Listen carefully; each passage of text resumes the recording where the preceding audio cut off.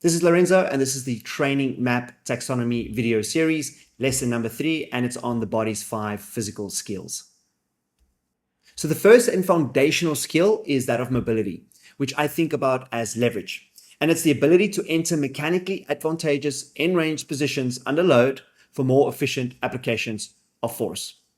Now, in simple terms, mobility is the capacity for us to get into the most biomechanically favorable position so that we expend the least amount of energy required to do the target work.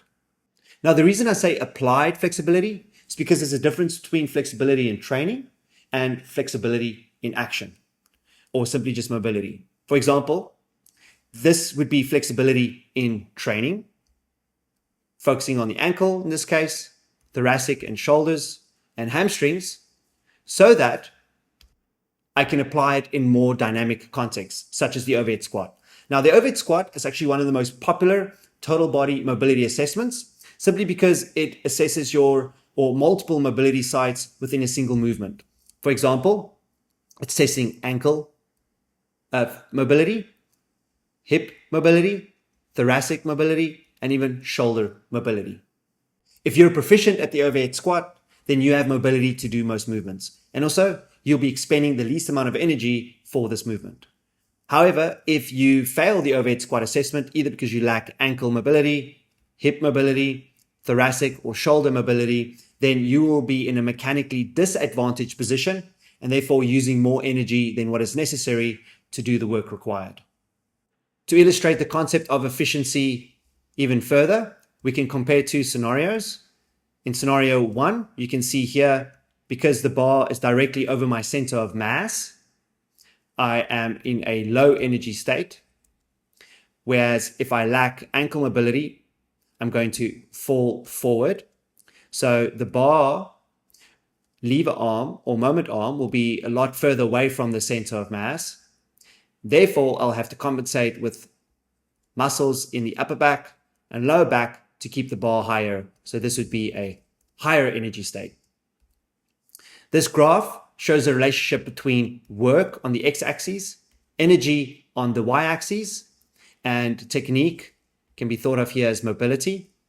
And so in this position here, I will use the least amount of energy for the work required, whereas in image number 2, I'm going to use a lot more energy for the same or even less work.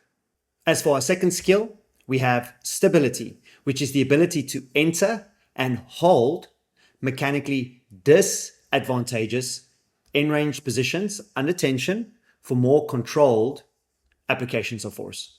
So whereas mobility is all about developing sufficient flexibility to get into the most biomechanically favorable position for efficiency, stability is all about being able to resist external forces acting on the body, keeping it stable for maximum control. So if mobility is applied flexibility, strength and flexibility, or flexibility under load, then stability is applied balance. You're balancing the body, trying to keep it stable against external forces, which you have to resist using strength, and you usually do that at the end ranges, which really, stability then is mobility plus balance. Stability transcends and includes mobility. Using the handstand as an example, which we typically think of as balance, and not unlike the overhead squat, the most biomechanical favorable position for the handstand is everything in a straight line against gravity. This is where we use the least amount of energy. But remember, if we want to develop maximum stability, we want to deviate as much from this line as we possibly can in a safe way, because that's putting us in an end range, challenging both our mobility and our balance, which gives us something looking more like the Mexican handstand or the hollow back handstand.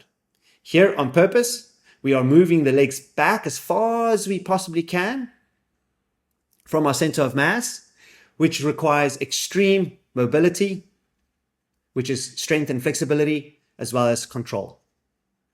Next, we have our third and final domain and our last 3 physical skills, which is all about power or productivity.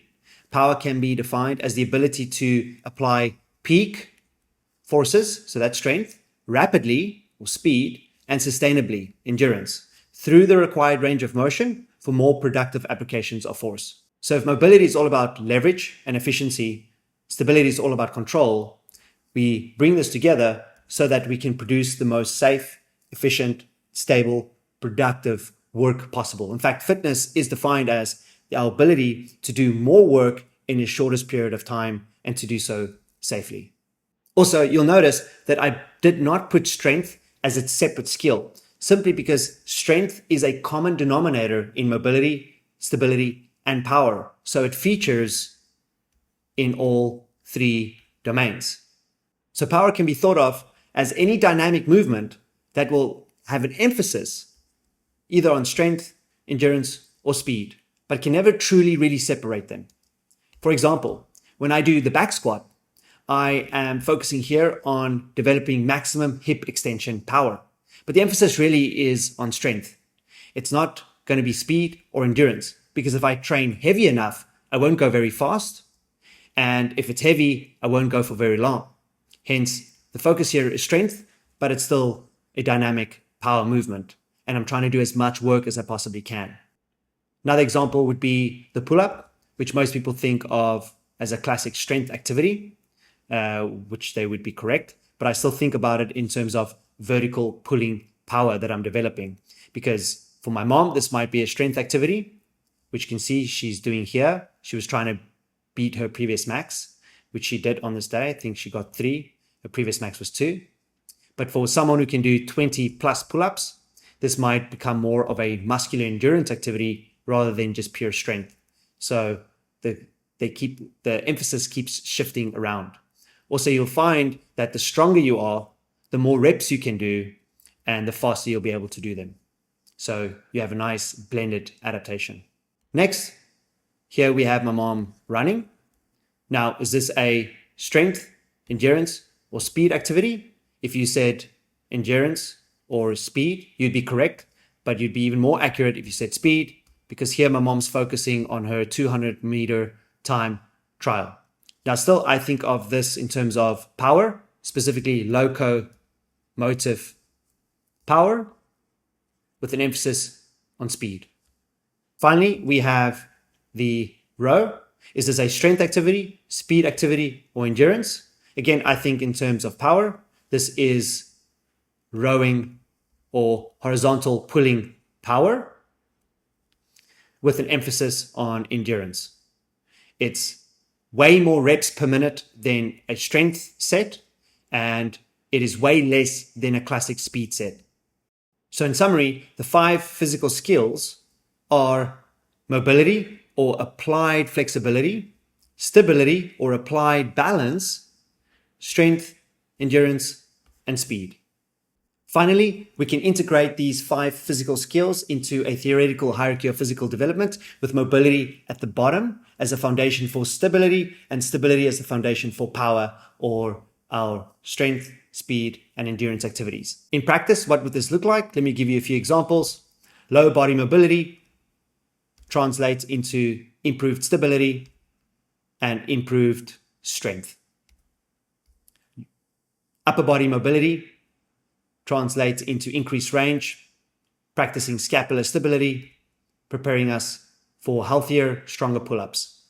Low body mobility, such as in the hamstrings and hip flexors, translates into improved stability, such as the split squat, translating into improved sprint performance.